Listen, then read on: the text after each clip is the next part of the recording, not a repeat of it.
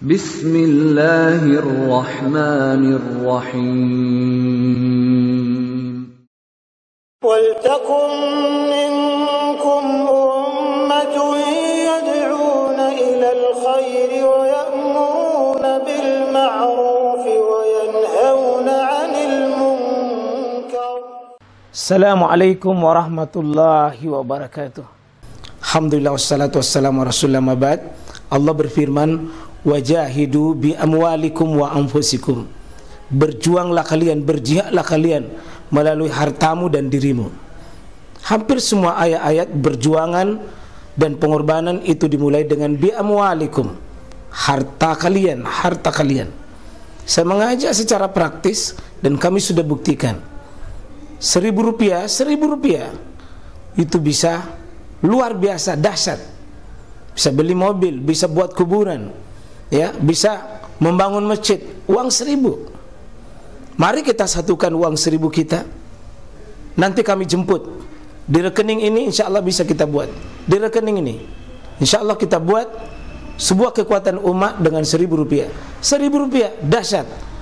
Oleh Imam Abdul Ghani Al-Maqdisi, karena beliau hanya menulis satu hadis kurban tentang di kitab beliau, ya, sangat sedikit sekali pembahasan di kitab beliau tentang masalah kurban. Saya ingin membahas tentang perbandingan 4 mazhab. Kita mulai dalam, mungkin cepat saja ini saya bahas tentang hukumnya. Hukum udhiyah, hukum berkurban itu ada 2. Jadi kalau Abu Hanifah itu mewajibkan,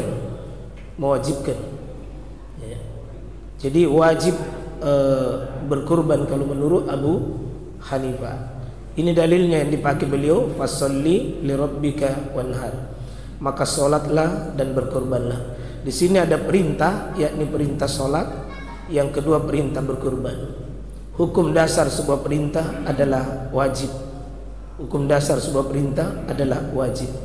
Nah, beliau juga memakai hadis ini yang dikeluarkan oleh Imam Ahmad, Ibnu Majah dari sahabat Nabi sahabat Nabi yang mulia Abu Hurairah. Syekh Albani menilai hadis ini hasan. Man kana lahu sa'a, siapa memiliki kemampuan berkurban walam yudahi, kalau dia tidak berkurban, fala yakrabanna musallana. Ini 2 hadis ini ancaman yang mampu berkurban tapi tidak berkurban, maka tidak usah mendekat di tempat salat kami. Perintah kemudian diancam. Kata Abu Hanifah itu cukup, bahwa ini diwajib.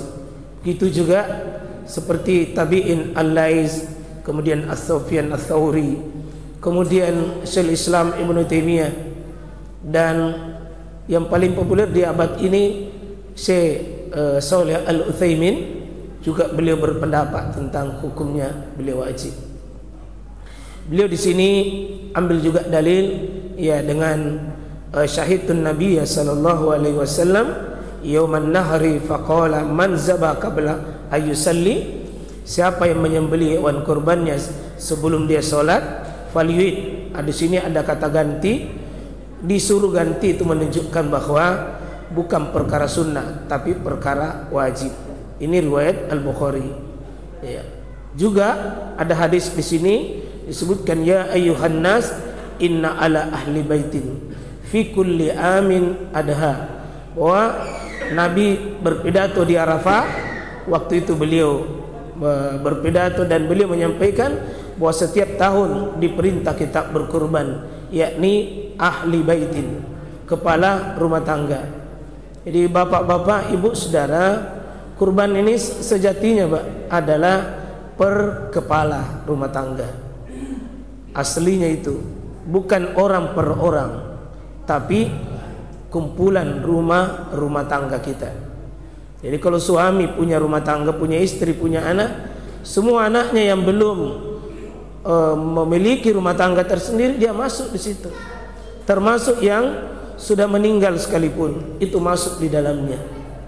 Jadi ada, saya lihat orang mau berkurban ya atas nama yang belum menikah, boleh, serahkan kurban itu kepada orang tuanya sebagai ahli baiti. Anaknya yang dapat uang boleh berkurban atas nama orang tua. Ya, berkurban atas nama orang tua, bukan atas nama anak tersebut. Begitu juga yang sudah meninggal, Pak. Yang sudah meninggal itu adalah diikutkan saja. Dalam artian, jika yang hidup itu berkurban, otomatis yang meninggal dapat. Otomatis. Tidak usah dia disebutkan namanya tersendiri. Ya, sebagaimana Nabi menyembelih 100 ekor unta, semua itu untuk kurban 100 atas namanya Nabi Muhammad. Tidak ada atas nama istrinya, tidak ada atas nama orang yang sudah meninggal. Tapi Nabi berdoa, Allahumma taqabbal min Muhammad wa ali Muhammad. Nah, di situ terima kurbannya Muhammad dan keluarganya Muhammad. Iya. Kalau Imam Malik hukumnya ini fardu. Ya. Kalau Malik ini hukumnya sunnah, bukan fardu. Imam Syafi'i hukumnya sunnah. Ya. Kalau Imam Ahmad bin Hanbal bukan juga wajib, tapi Nabi tidak pernah tinggalkan. Itu kalau Imam Ahmad bin Hanbal bukan wajib tapi tidak pernah Nabi tinggalkan. Artinya jangan diremehkan. Itu bahasanya Imam Ahmad bin Hanbal, Pak, luar biasa. Nah, ini kenapa sunnah? Karena pakai hadis ini, iza dakhalal asyru, apabila masuk tanggal 1 Zulhijjah. Nanti insyaallah, Pak, kita ada pembahasan itu kapan masuk Zulhijjah. Wa indahu udhiyah, dan ada hewan kurban baginya. Yuridu ayyudahi, dan dia mau berkurban, maka fala ya'khuzanna sya'ran, maka jangan dia mengambil lagi rambutnya. Wala yaklimanna zufuran, jangan lagi memotong kuku. Jadi nanti Pak tanggal 28 hari Rabu sejak 1 Zulhijjah, jangan lagi potong rambut, jangan lagi potong kuku, bulu-bulu dan sebagainya sejak 1 Zulhijjah. Ada kata di sini yuridu. Yuridu itu artinya apa? Yang mau. Yang mau itu artinya pilihan. Pilihan itu artinya sunnah. Ini cara pemahaman jumhur. Mayoritas ulama imam mazhab itu memahami hukumnya sunnah. Beliau menambahkan ini, salasun hunna alayya faraid, ada 3 bagiku itu wajib kata Nabi. Wa hunna lakum tatau, tapi yang 3 itu kata Nabi adalah sunnah bagimu. Al-watru salat witir, wan naru berkurban, wa salatu duha, dan salat duha. Seandainya hadis ini sahih, Pak, selesai permasalahan ini. Seandainya hadis ini sahih, 3 wajib bagi Nabi, tapi itu sunnah bagi kalian, maka tentu selesai. Cuma hadis ini ya lemah menurut oleh Imam An-Nasai, Ad-Daraqutni, dan ahli hadis Imam Ahmad Syakir. Jadi tidak bisa dipegang ini hadis. Ya, jadi saya lebih cenderung meskipun itu sunnah tetapi jangan diremehkan, Pak. Ya. Di buku yang saya tulis tentang fikih kurban, saya ikut dengan pendapat Abu Hanifah dengan pemahaman ulasan Syaikhul Islam Ibnu Taimiyah, dan diperpanjang penjelasannya oleh Syekh Nasiruddin Al-Albani dan juga Imam Ibnu Qayyim tentang masalah itu, dan cukup meyakinkan bagi saya. Jangan diremehkan itu berkurban. Iya. Dan seterusnya, ya. Sekarang kita masuk di perkara yang kedua. Siapa yang dimaksud dengan memiliki kemampuan? Siapa yang memiliki kemampuan di sini? Apa ukuran kemampuannya? Kalau Imam Hanafi, adanya kelapangan yang bersifat fitrah, alami, memiliki uang sebanyak nisab zakat atau barang pembeli hewan kurban. Jadi kalau dia bisa memiliki pembeli hewan kurban di luar kebutuhan pokok tersebut, ya, sejak hari raya tambah hari tasyrik, dia punya harta tentang itu, wajib dia, meskipun banyak kebutuhannya, tapi dia bisa penuhi. Itu sederhana Imam Abu Hanifah. Memiliki uang sebanyak nisab zakat atau pembeli hewan Kalau dia sudah beli hewan, masih bisa dia penuhi kebutuhannya di tanggal Idul Adha itu tambah hari tasyrik dirinya dan keluarganya. Wajib dia berkurban. Ya. Kalau Imam Malik memiliki hewan kurban, ya, yang bukan kebutuhan pokok hidupnya pada tahun itu, meskipun dengan cara berutang. Imam Malik membolehkan berutang kalau sudah dia memenuhi kemampuan untuk bisa bayar, maka Imam Malik, ya, dia mampu membeli hewan kurban untuk dan bisa dia penuhi kebutuhannya pada tahun itu, meskipun dengan cara berkurban. Saya kira kita semua bisa ini kalau Imam Malik. Ya, kenapa kita pinjam ini, pinjam itu, pinjam ini, pinjam itu? Kenapa tidak pinjam untuk hewan kurban? Ya.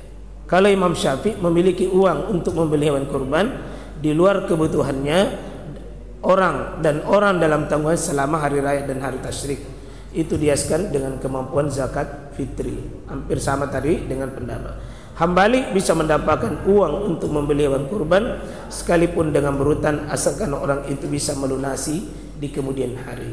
Contoh Pak, bulan depan ada arisan mau naik, tapi kalau itu ditunggu, maka dia sudah lewat waktu menyembeli, maka boleh berutang untuk menyembeli karena uang kirimannya belum datang. Jadi pada prinsipnya tidak terlalu sulit ini kalau 4 imam mazhab membolehkan kita berutang. 1 ekor kambing, ulama membahas apakah 1 ekor kambing itu 1 keluarga atau hanya 1 orang. Abu Hanifah, Imam Syafi'i dan Imam Ahmad membolehkan untuk sapi dan unta untuk dirinya dan keluarganya, sedangkan kambing cukup untuk 1 orang. Mengkiaskan hewan kurban dengan hewan kurban haji masing-masing 1 orang. Kalau Imam Abu Hanifah, Imam Syafi'i itu adalah khusus untuk dirinya, bukan untuk keluarganya. Ya, untuk dirinya, bukan untuk keluarganya. Seperti orang pergi haji Pak. Kalau pergi haji itu ada namanya haji tamattu. Kita membayar dam itu masing-masing, tidak bisa diwakili dan tidak bisa 1 orang saja, masing-masing. Ya, tidak bisa berkongsi di situ. Ya. Ini beliau ambil dalil. Ya. Kalau Imam Malik boleh menyembelih kambing, sapi, unta sebagai korban untuk dirinya dan keluarganya. Itu Imam Malik membolehkan untuk dirinya dan keluarganya. Saya bertanya kepada Abu Ayyub Al-Ansari, an Atay bin Yasari, qala sa'altu Abu Ayyub, ya Abu Ayyuba Al-Ansari, kaifa kanat ad-dahaya fikum ala ahdi Rasulullah sallallahu alaihi wasallam? Qala kana ar-rajulu fi adin Nabi sallallahu alaihi wasallam yudahi bisa anhu wa ahli baitin fayakulun wa yutaimun summa tabahan nasu fasara kama tara. Jadi bagaimana hewan kurban pada masa Rasulullah SAW? Pada masa itu Nabi SAW seseorang berkurban dengan seekor kambing untuk dirinya sendiri dan keluarganya. Lalu mereka memakan sebagiannya, memberi makan kepada orang lain, sehingga orang-orang pun bergembira karenanya. Nah, ini dalilnya Imam Malik, hadis riwayat Tirmizi. Untuk dirinya ada kata di sini fi ahdin Nabi sallallahu alaihi wasallam yudahi bisat anhu wa an ahli baiti. Cuma hadis ini kan namanya hadis fi'liyah, bukan hadis kauliyah. Hadis fi'liyah. Iya. Ketika kami sampai di Mina, aku diberi daging sapi. Lantas tanya aku, daging apa ini? Para sahabat menjawab, Rasulullah SAW menyembelih kurban berupa sapi untuk para istrinya. Ya, menyembelih binatang kurban berupa sapi untuk para istrinya. Jadi di sini kurban untuk Nabi dan para istrinya berarti masuk. Dan disembelih pada saat itu adalah menyembelih binatang kurban, ya tentu adalah sapi, bisa juga untuk kambing. Ya. Keluargaku membuatku marah setelah aku ketahui sunnah bahwa ahlu bait berkurban dengan 1 atau 2 kambing, dan sekarang tetangga kami menganggap bahwa kami adalah orang yang bakhil. Jadi kalau dulu Pak, hadis riwayat Ibnu Majah ini, kalau orang menyembelih 1 atau 2 kambing itu dianggap oleh tetangganya itu bakhil. Itu menyembelih 1 atau 2. Jadi kalau 1 atau 2 itu dianggap dulu bakhil. Bagaimana kalau sekarang ini berkongsi? Ya, lapi-lapi Pak Kapang. Kalau seandainya ya berkongsi itu, kalau kita lihat adalah riwayatnya Nabi dalam keadaan itu di Hudaybiyah, bukan dalam keadaan normal.